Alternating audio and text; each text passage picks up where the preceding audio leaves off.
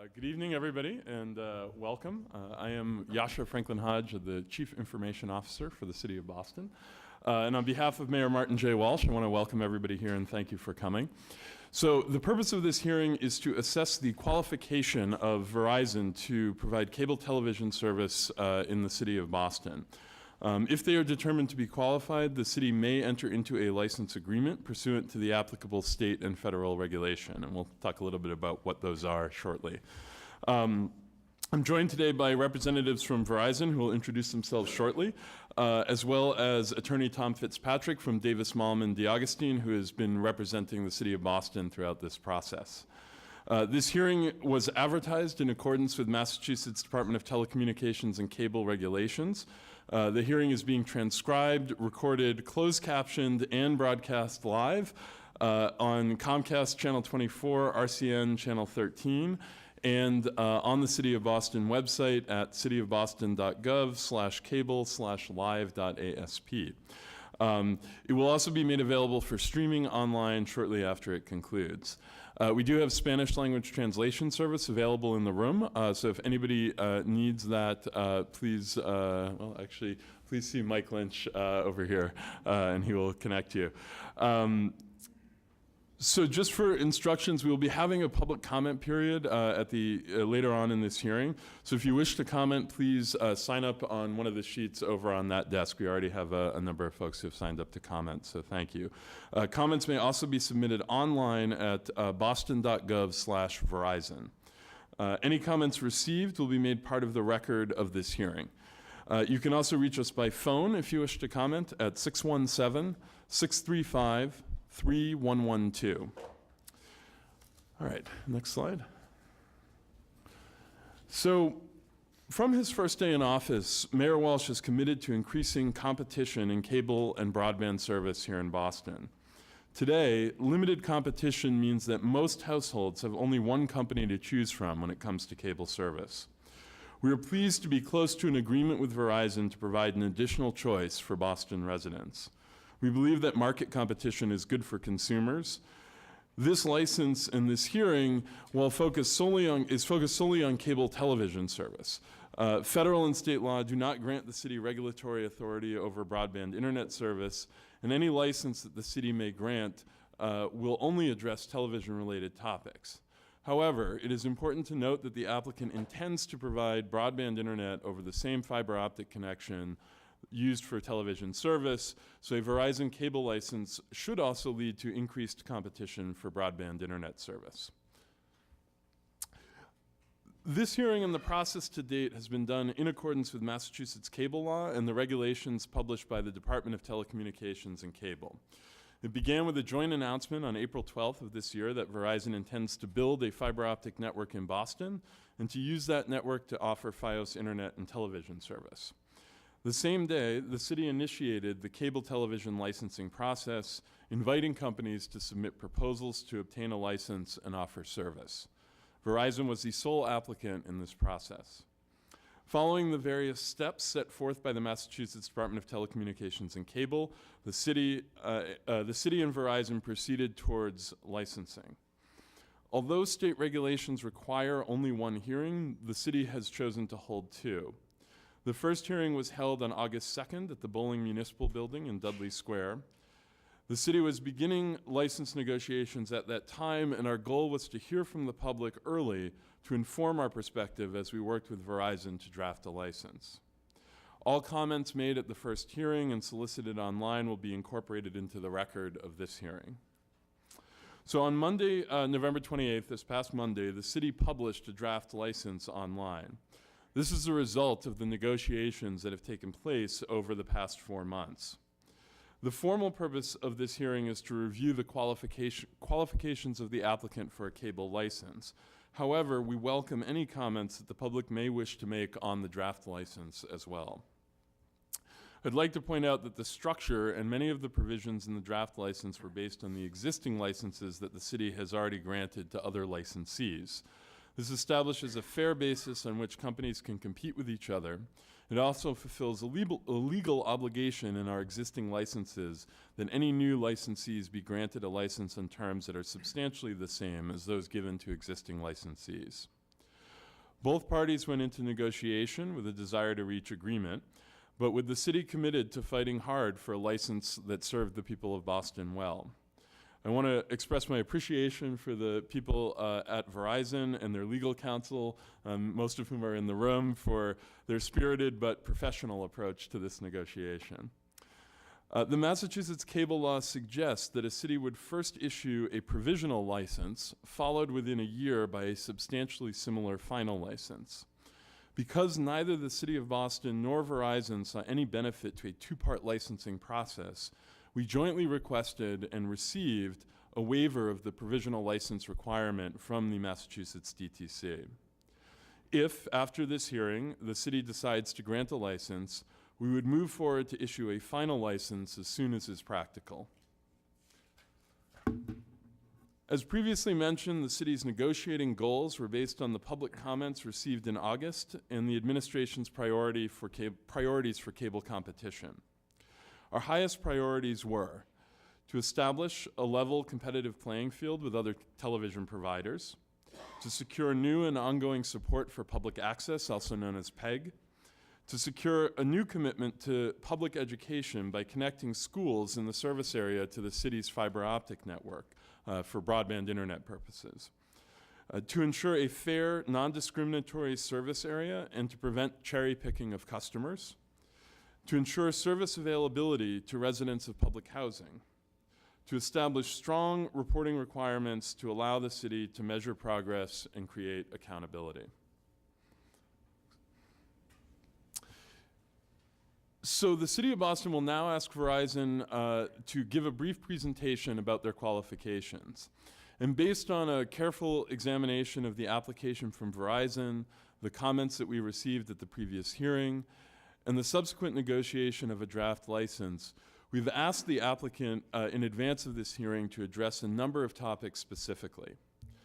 Compliance with Massachusetts cable television statutes and DTC regulations and state laws, including Mass General Law 166A, sections 3 through 5. The service area that is proposed in the draft license, currently proposed as approximately 30% of the city, and their future plans for expansion of that service area. The topic of exclusion, circumstances in which a household may not be able to get cable television service despite being in the service area. We asked them to address the question of service to public housing, support for public access and PEG, and connectivity and cable service to public buildings. So with that, I will turn the floor now over to representatives from Verizon to introduce themselves and present. Thanks, Yasha. Thanks for inviting us tonight to this hearing. My name is Peter Bowman from Government Affairs for Verizon. I'm joined today with my colleagues here at the table, Paul Train, farthest to my left, and Brendan Pinkard, and they'll also be speaking shortly. In the audience, also with me are Donna Capello, head of our government affairs here in New England, as well as Monica Razar, our lead counsel at Verizon. We've been busy since the Boston and Verizon announced a partnership on April 12th to make Boston one of the most technologically advanced cities in the country. Verizon is well underway in investing $300 million over the next 5 to 6 years to bring its next generation fiber network to residents and businesses across Boston.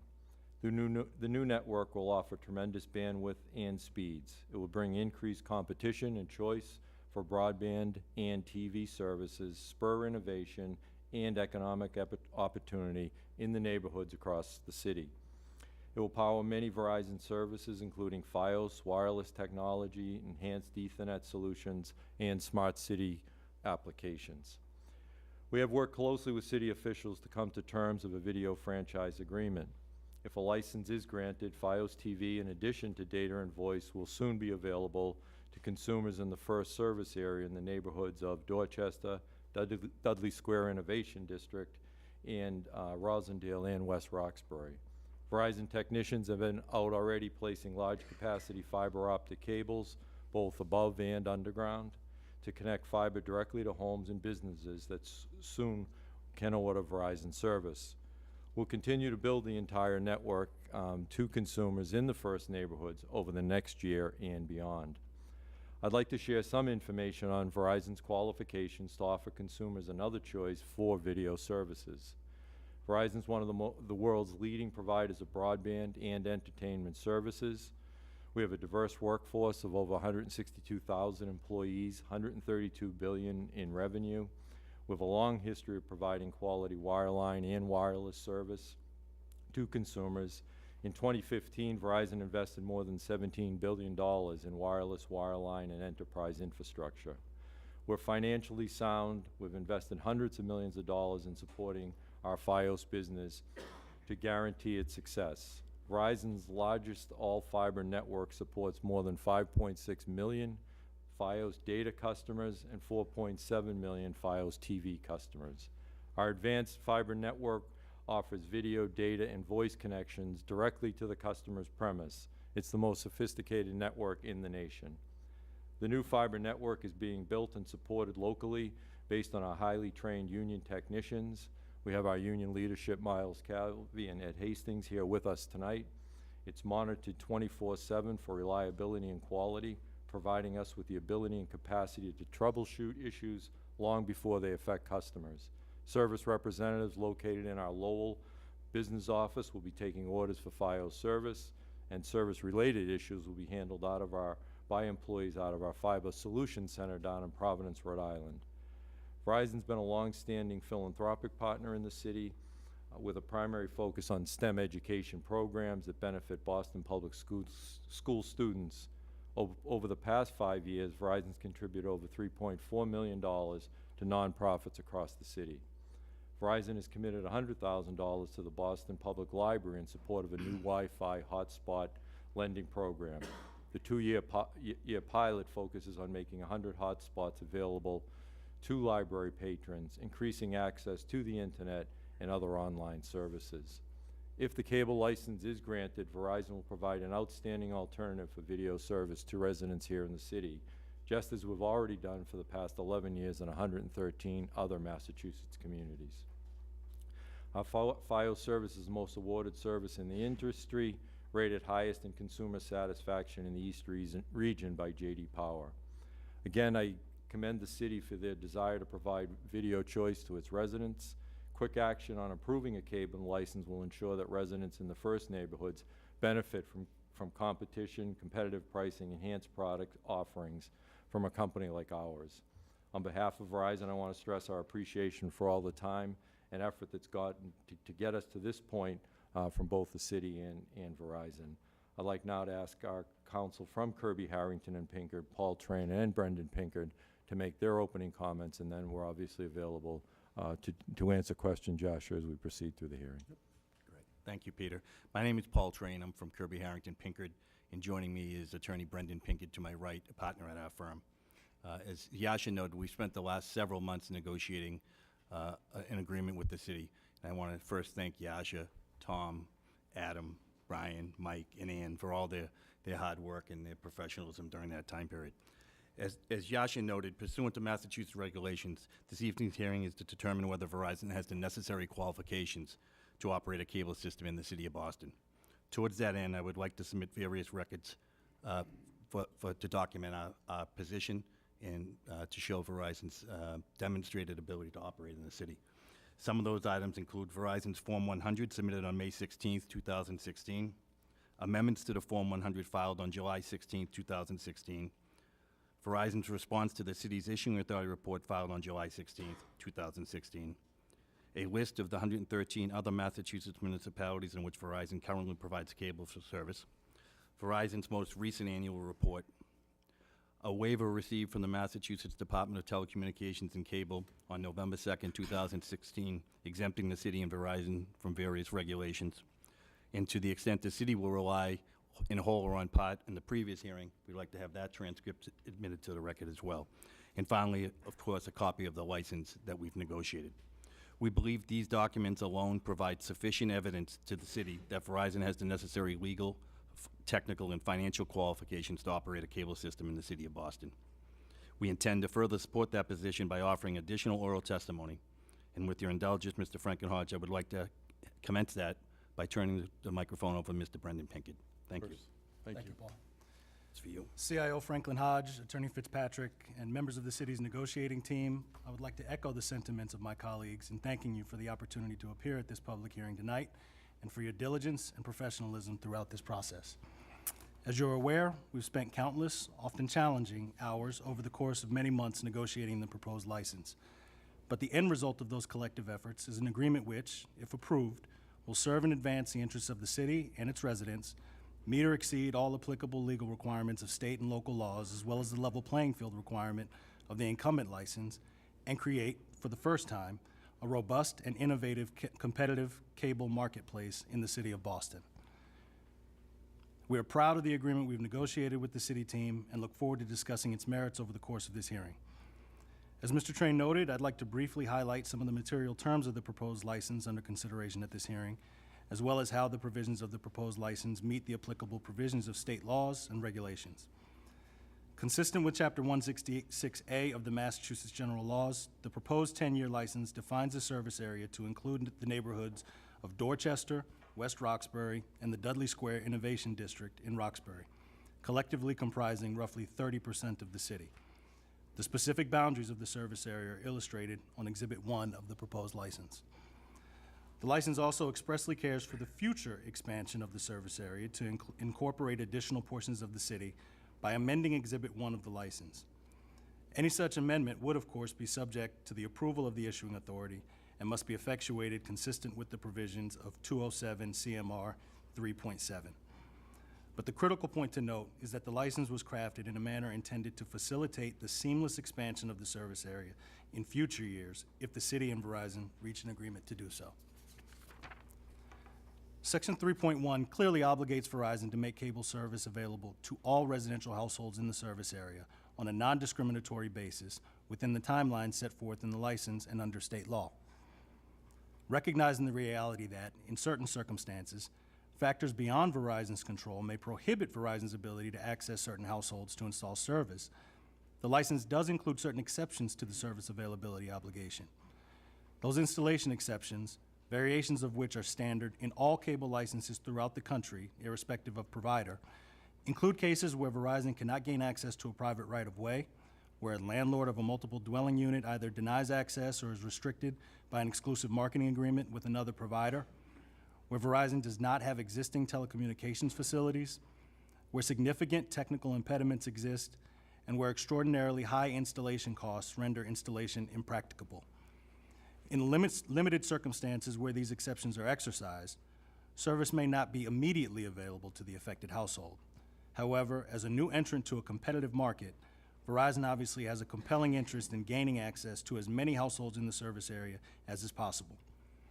Moreover, in the interest of transparency and oversight by the city, the license includes extensive record-keeping and reporting requirements with respect to the status of exceptions, including the right of the DOIT to participate in a series of verification sessions during which the DOIT will be able to review Verizon's internal databases to ascertain the status of deployment. The proposed license also includes a firm commitment from Verizon to provide cable service to all public housing communities, including public housing authorities owned or managed by the Boston Housing Authority and by third parties on behalf of the Boston Housing Authority, pursuant to the terms of Section 3.1H of the proposed license. In addition to these important deployment and service availability issues, Verizon has agreed to a range of substantial financial and operational commitments to support the city's cable-related needs and interests. Among those benefits are free cable service to designated public buildings in the service area, $48,000 per year to support community programming services, $150,000 for a network fund to permit the city to purchase equipment and services for the video return locations, which would be used to provide cable-related services to Boston public schools, libraries, and other public buildings through the cable system. Verizon has agreed to construct a fiber optic public information network, or PIN, connecting 43 schools in the service area over the first 36 months of the license, along with a $10,000 grant to offset certain related costs. The PIN may be expanded to up to a total of 127 locations if the service area is expanded to include the entirety of the city. Verizon will provide 5 public educational or municipal channels, PEM channels, including not less than 2 such channels being transmitted in high definition. Verizon shall pay 5% of its quarterly gross revenue for cable service generated in the service area. And finally, Verizon shall establish a full-service customer service center in the city, as well as 2 bill payment locations in the service area and 2 additional in close proximity to the service area. In conclusion, we are again grateful for the opportunity to appear at this hearing and for the city's consideration of the proposed license. Through this license, Verizon looks forward to helping to create a truly competitive and innovative 21st century cable marketplace in the city for many years to come. We thank you again for the opportunity to appear, and we will be available to answer any questions. Excellent. Thank you very much to all 3 of you for those remarks. We do have, the city does have one follow-up question related to the service area. In the original announcement that was made on April 12th, Verizon expressed their intent to build Fios service to eventually reaching the entire city of Boston. Can you comment on whether that is still the intent of Verizon and what you would expect to see in the years ahead as it relates to service area expansion? Sure. So Verizon has committed publicly to upgrading its existing network with fiber. That's underway now. This agreement is sort of an extension of that process, but whereby we gain approval to provide video service in the service area as defined under the agreement. As you know, the agreement contemplates the additional future service areas as we go forward. That would obviously be subject to negotiation between Verizon and the issuing authority, and we would negotiate such amendments consistent with the terms in the franchise and the terms of state law. Mm-hmm. So it is, just to confirm, it is still Verizon's intent to upgrade its existing copper facilities irrespective of cable television service. It's Verizon's intent to upgrade its existing copper copper facilities to fiber optic throughout the city of Boston. Is that correct? Correct. Verizon's in the process of doing that now. All right. Thank you. All right. So with that, Tom, do you have any questions you'd like to pose? Excellent. So with that, we'd like to open up the public comment period. As previously mentioned, all members of the public are welcome to comment. If you would like to speak here at the meeting, please sign up on the sheet on the table by the door. And we will call names of people in the order that they signed up and give people the chance to come up to the podium. When you do come up, please state your name and any affiliation that you have. As noted previously, all comments made here will be an official part of the record for this hearing. And we will do our best where we can to answer questions that people may have. So to start with, Theodora Hanna, please come on up.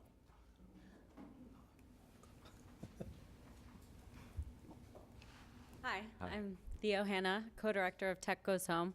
We're a local nonprofit working on digital equity, so helping Boston's low-income and underserved folks gain critical digital skills and hardware and access to address their most pressing needs.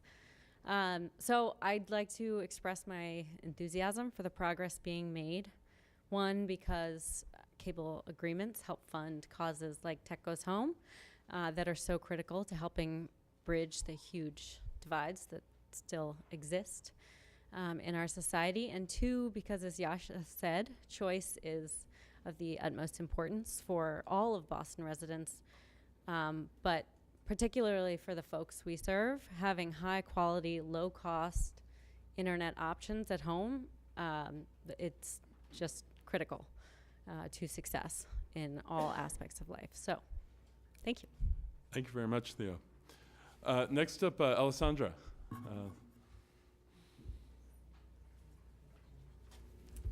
Hello. My name is Alessandra Brown. I'm a native Bostonian, former BPS employee and director of the Roxbury Innovation Center.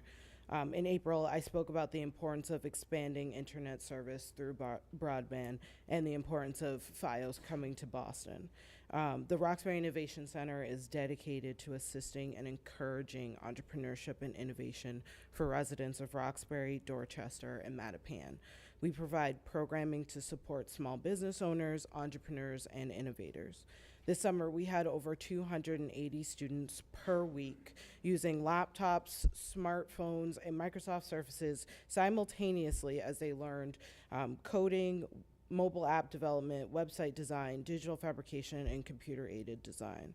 Without fast-speed Verizon internet, running our summer programming would have been difficult to near impossible. In 8 months since I first spoke about Verizon's FiOS, I have spoken to small business owners, students, and community members. We've spoken about competitive marketplaces, and many of them struggle with internet and cable accessibility.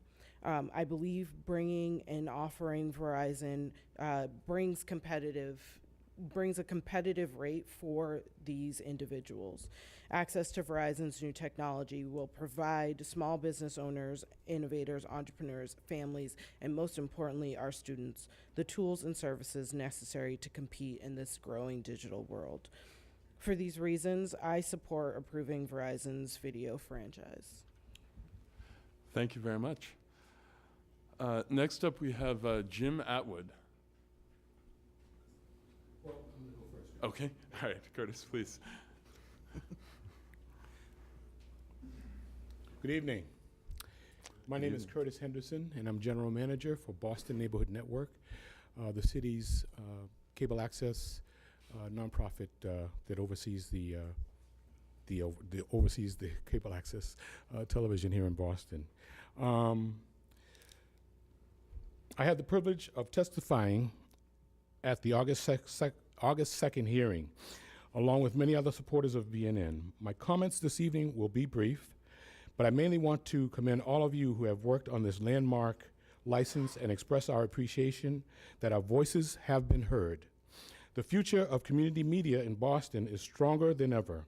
On behalf of BNN, I would like to thank Mayor Walsh, Chief Officer Yasha, Franklin Hodge, Mike Lynch, and everyone at the Department of Innovation and Technology for your commitment to sustaining a place for Boston people to create local programming in an era of media consolidation. We are also grateful to Verizon for your support of this essential public interest. Finally, I want to thank our constituents who spoke at the hearing in August. We heard from the producers of BNN shows, It's All About Arts, Age-Wise Boston, The Greek Show, Seniors on the Move, and Legal Minds, a program about issues of the LGBTQ community. They all spoke about the importance of sharing arts, culture, information, and viewpoints of interest to their communities throughout the city and beyond. We heard the testimony of young people about the value of our hands-on training programs, including an international student intern, a high school student, a former youth program participant, who described how this was an important step leading to her media career. But they are representative of support in every community in the city. I'm going to ask Jim to talk about some numbers for BNN. Thank you. Jim? Hi, I'm Jim Atwood. I'm the operations manager at BNN, and thank you for having us. I've been one of those voices of BNN since 1986 when I began as a member. We have a very busy community media center. Last year, our members produced 1,990 new local shows in Boston.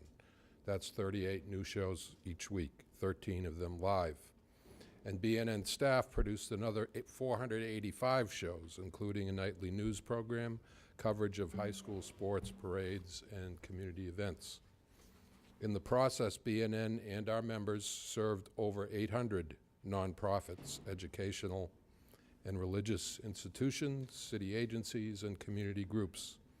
In addition to providing access to TV studios, a media lab, and other production facilities, we're also a training center. Last year, we offered 10 multiple session workshops, 5 youth programs, 2 senior programs, and 20 other classes, orientations, and hands-on tours with youth groups. Our members are not our only constituents. We know that cable viewers appreciate BNN TV as well. Last year, we commissioned a citywide community media survey to measure Boston cable subscribers' awareness and support of the community-based services BNN provides. 80% of respondents feel that BNN community channels featuring local content are important. 75% agree that BNN programs are of interest. 90% agree that public access to training, production facilities, and channels is a good community service. And support for BNN is strong among all groups, especially among those under 40 and those whose first language is not English. These benefits to Boston media makers and consumers will continue thanks to the commitments that Verizon has made in this license. We are pleased about some of its provisions, in particular, that Verizon's support of community media will be comparable to other cable and broadband providers, that this support will include not only BNN channels, but Boston City Channel, Boston Kids and Family TV, and Boston City Council TV, all of which are essential to community programming needs. That 2 HD channels will be provided, a much-needed improvement. That an electronic programming guide will be provided to subscribers, and that the city will enjoy competition and state-of-the-art connectivity like never before. So we want to thank you again for your commitment and look forward to working with the City of Boston and Verizon to serve the people and organizations of Boston. Thank you.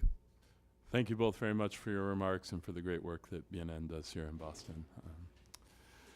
Next up, Patrick McCabe.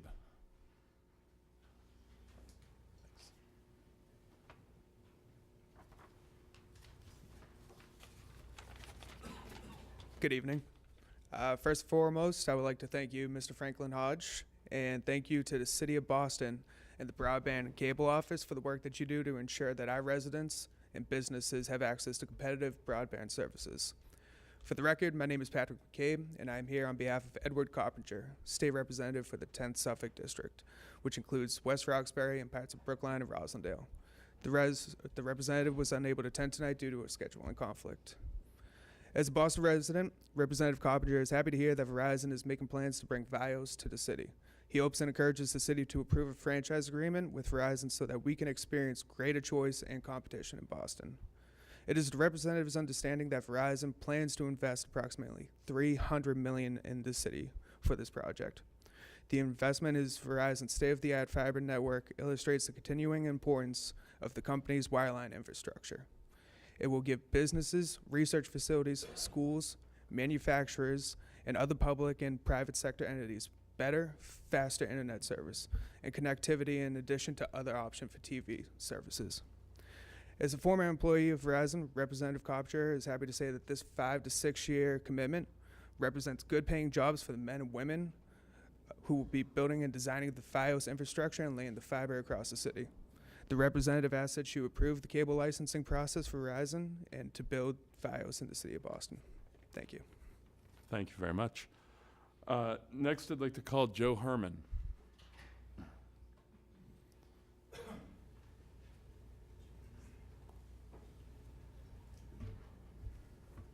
Good evening, I'm Joe Herman. I work at Verizon where I'm a manager of business operations, and I'm a resident of Boston and Charlestown where I've lived for 7 years. I'm here tonight for a couple things. First of all, to say I express my appreciation to all parties for moving the process to this stage. And I'm eager to see it concluding with Verizon's license being approved to realize the many benefits that folks before me have touted. As an added note, in Charlestown, I live in Shipway Place, which is a condominium complex of 48 residential units and 9 commercial units. I serve on the board of managers for that complex, and I speak for many of my neighbors to say we're anxious to see the license approved, to see the increased competition, the increased choices for video and broadband services. Thank you. Thank you very much. Don Gillis.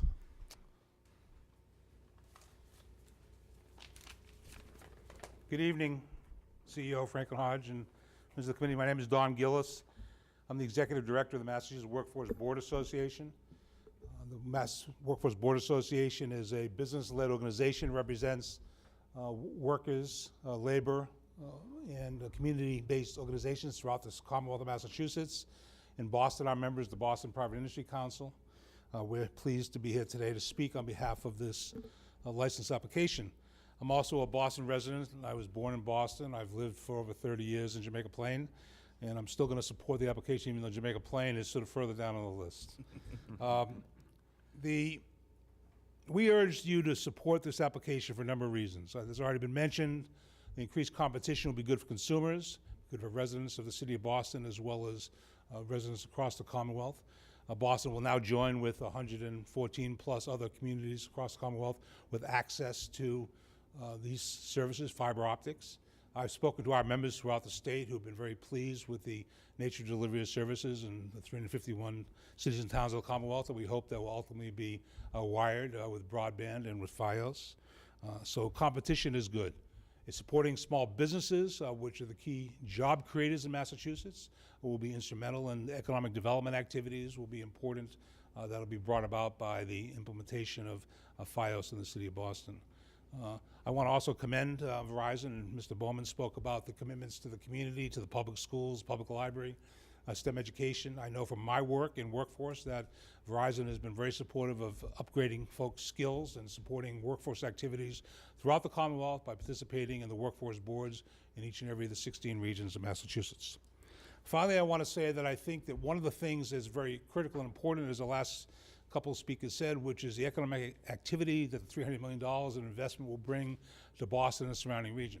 What's very key in that will be the jobs that are created, both in the implementation, the construction, and building out the Fios network, and as well as the permanent jobs we created in the service aspects of servicing the homes and the customers for everything from billing to repairs and troubleshooting.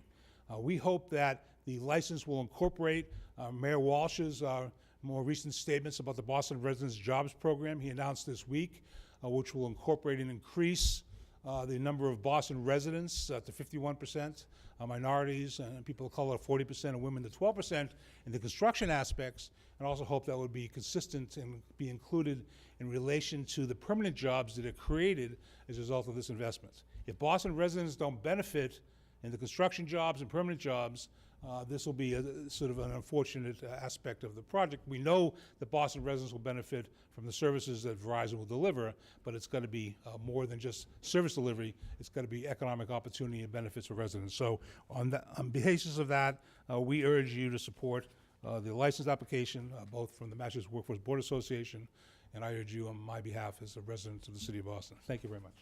Thank you. Next up, Miles Calvi.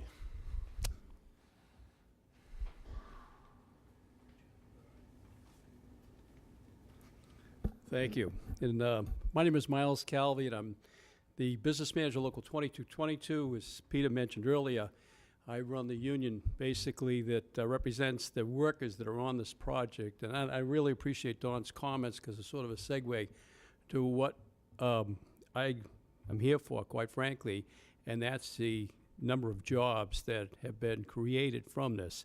I will personally attest to the fact that Verizon certainly has made a financial investment here based on the last 6 months of work that my members have done, and there has been no cutting any corners or anything. It's been flat out an incredible amount of workforce. It's been also top level commitment from the company in partnership with the union with no problems whatsoever with any dispute. And if it's been an issue of the right way, the wrong way, they've always taken the right way, so I commend them on that. And as Don said earlier, the important thing for us is the job. And I just one thing without, so we can address it, because I do run the union. We do have contracts, and we're all in favor of Boston residents, which I'm 100% for.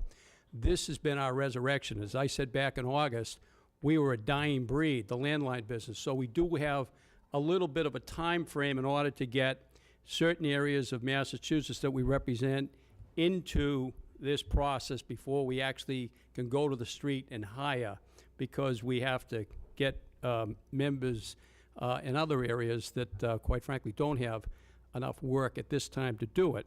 So there is a commitment. I can stand up here as usually an adversary of the union to tell you that Verizon has done the right thing, and I can tell you our members have been enthusiastic today as they were back in July when we started this. And the only question we have is, when are we going to start installing? So I'm telling everybody to be patient on the jobs, because they've certainly kept me in the loop. And we are definitely going to make sure that we get everything that we can get from members in doing this, but everything is not going to happen overnight. So, thank you. Excellent. Thank you very much for the comments and for the work that your members do every day maintaining the infrastructure of the city. We appreciate it. Ed Hastings.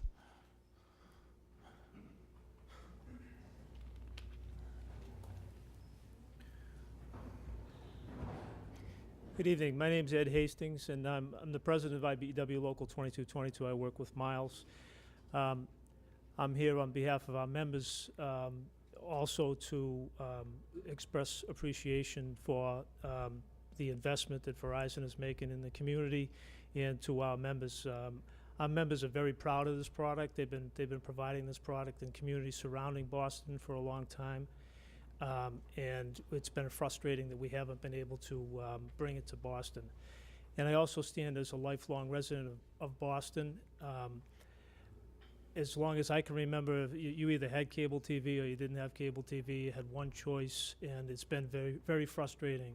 You either you got the one cable provider or you hung a dish from your house. So I know my neighbors are excited about it. I'm very active in the community, and people know that I work for the company, and they've been asking me for years, when is Fios coming to Boston? So I'm excited about it, and thank you for letting me speak. Thanks.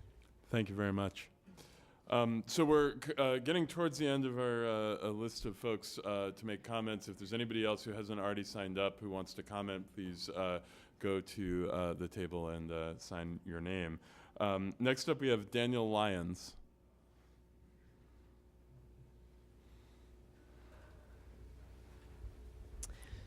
Hi, my name is Daniel Lyons. I'm an associate professor at Boston College Law School, where I write and I teach about telecommunications law, including cable.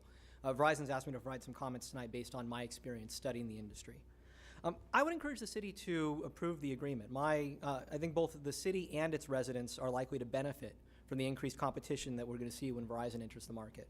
The FCC has long noted that more cable competition can lead to lower prices and better quality, not just for cable, but also for other telecommunications services as well, such as broadband. I've reviewed the proposed agreement, and I think the terms look comparable to other similar cable franchise agreements, including Boston's earlier agreement with Comcast.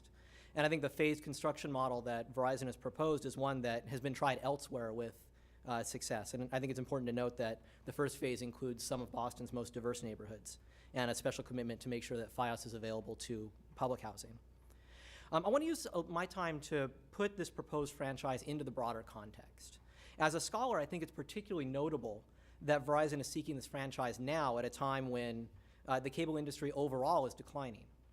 Nielsen Ratings estimates that the number of households that subscribe to pay cable or satellite service declined by 1.7 million in the last year.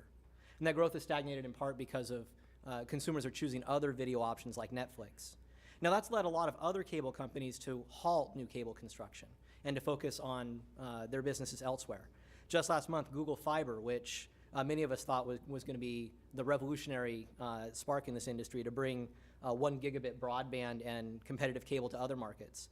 They announced that they were putting their future expansion plans on hold, and they began laying off workers, including the head of the Google Fiber division.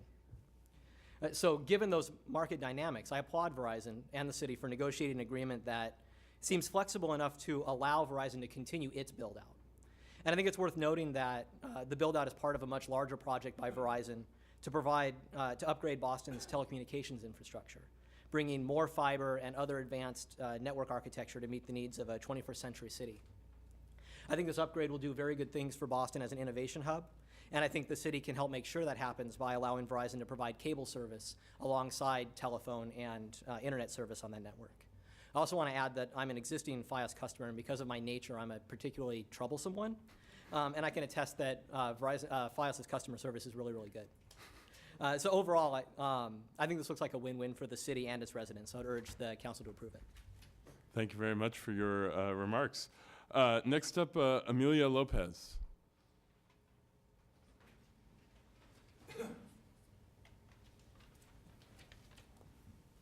Good evening. My name is Amelia Lopez. I live on Willow Street in West Roxbury, and I also work for Verizon as a manager in the Verizon Dispatch Center. I've been with the company for 20 years. and they've, helped me and my family financially. We're doing great, so I owe a lot to the company. I'm here on behalf of the company, but also as a consumer. I'm thrilled FiOS is coming to Boston, and my neighborhood in particular is getting it first. Once the license is approved, I look forward to having more options for TV in Boston. Verizon's FiOS will offer residents a high-quality alternative to current cable products available today. And while FiOS is a great product, this is really about competition. There's not a lot of choices, I think, right now for the residents of the city of Boston. So even consumers who don't choose FiOS will benefit from its presence in the marketplace, as competing for our business will make all cable providers sharper, as they'll need to pay more attention to customer service, offer the best programming available, and keep their prices down. FiOS is a great alternative, as it's offered over the new fiber optic network Verizon is building in Boston. This is a great development for the city. It's tremendous. It's not only going to upgrade our video choices, but also dramatically improve broadband service and speed for consumers and the business community.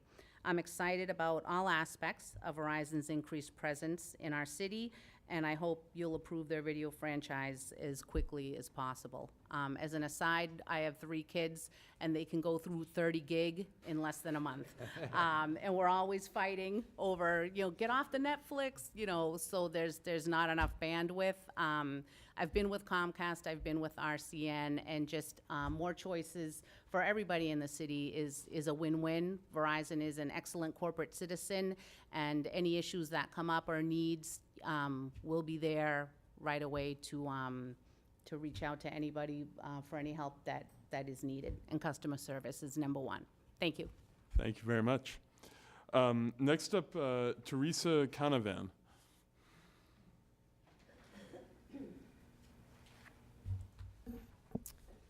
Good evening.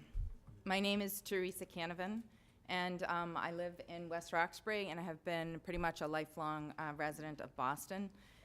In addition to living in Boston, I also work for Verizon in the engineering organization, and I work on process improvement and system enhancements that increase the productivity and efficiency that provide the world-class customer service that Verizon delivers.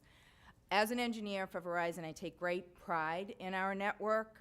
I'm extremely excited about the endless possibilities the new fiber network will bring to the city of Boston, its residents and businesses. And as Miles mentioned, we've had a lot of activity in West Roxbury as well as Dorchester, so it's really nice to see all those trucks and all the work and the fiber being laid there. Now we're just excited to have those come into the home and have those installations start beginning. I'm here tonight to take advantage of the opportunity. I was here in August also to share my comments and those of my neighbors and friends, as I know how much they would like to have another choice for TV and high-speed internet in Boston. I do appreciate all that you've done to bring Verizon to the city and understand the full benefits that this fiber network is being built and will bring to us.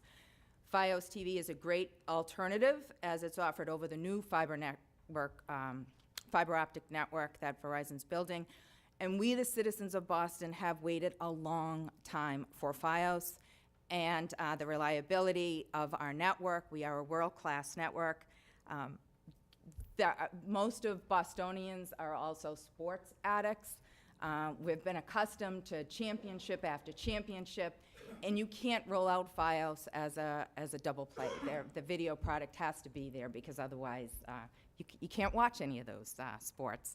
So in closing, I ask Mayor Walsh to quickly grant Verizon a license to offer FiOS TV in addition to the internet services, so residents such as myself can start having more options for high-quality TV service in Boston.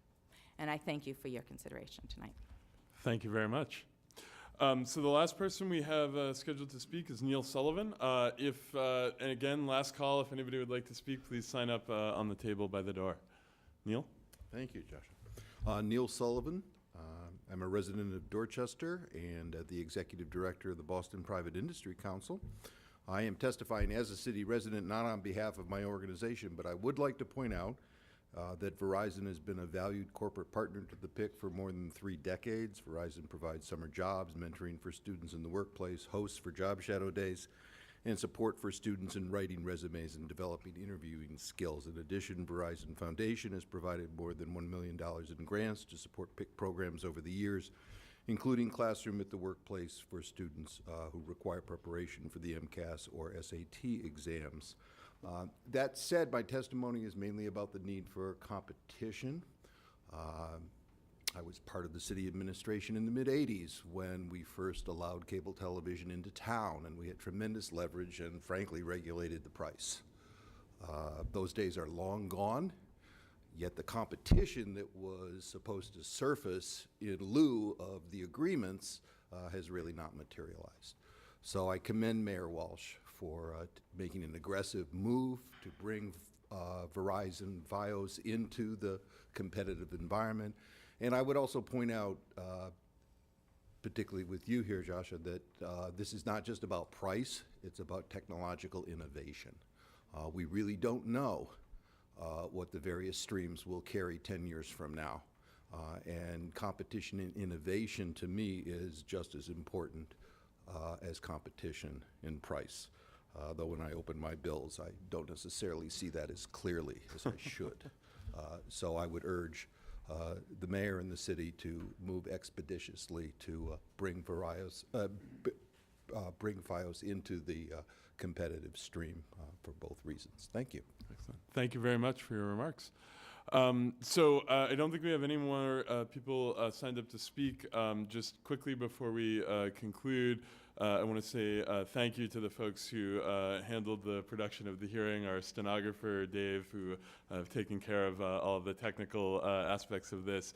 I also want to say a really tremendous thank you to Tom Fitzpatrick, Mike Lynch, Ann Schwieger, Brian Carroll, Adam Cederbaum, all of whom have been working at my side over the last year to really get us to this point and to help support the process that the city has done to facilitate getting to hopefully a license. And so I'm incredibly appreciative for their hard work and dedication towards this. So with that, I think we will conclude this hearing here. As previously mentioned, you can submit testimony online at boston.gov/Verizon, by email by emailing cable@boston.gov, or by phone at 617-635-3112. We will officially keep the hearing open for that testimony until noon tomorrow. So if there are any folks watching or who have other thoughts they'd like to share with us, please do so. Again, thank you all for making the time to be here and share your perspective with us, and have a great night.